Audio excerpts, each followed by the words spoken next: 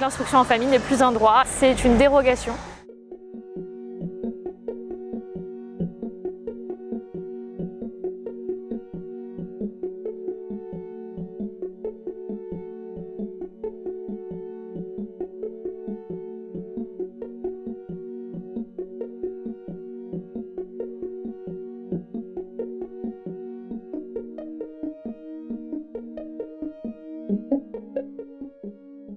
« 672 enfants en instruction en famille dans le Limousin. » Donc Creuse, Corrèze et Haute-Vienne. Mais on n'a pas tous les chiffres encore des motifs, des acceptations refus, parce que tout le monde n'a pas eu sa réponse. En tout cas, sur les chiffres qu'on a eus, sur les réponses, en tout cas en première instance, on a plus de la moitié qui ont été refusées. On a eu 2 refus, ensuite nous avons fait un recours, nous avons eu encore des refus. On a répondu aux obligations légales, on a toujours eu des contrôles positifs. Donc de par ça, ben voilà, on est là pour défendre nos droits et ceux de nos enfants.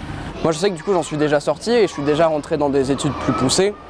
J'ai passé mon bac en candidat libre après et là je vais commencer des études de programmeur. Et moi ce qui me fait peur, je suppose en tout cas très fortement que ça ne sera pas adapté à mon petit frère. Et j'ai peur que justement ça le pousse à moins pouvoir s'intégrer que moi en fait, que ça lui fasse un refus total du monde dans lequel on vit, qu'il n'arrive pas à s'y adapter. Alors que moi la liberté que j'ai eue, ça m'a clairement permis de m'y adapter. Donc j'ai peur pour lui, j'ai réellement peur pour mon petit frère, j'ai peur qu'il puisse pas évoluer dans un mode d'éducation qui soit adapté à ce qu'il est. On est venu représenter le collectif, justement, représenter le fait que on ne comprenait pas qu'il y ait autant de refus, on ne comprenait pas les motifs des refus surtout. On ne comprend pas ce motif 4 qui n'est pas défini, qui est très flou, qui est jugé de manière arbitraire.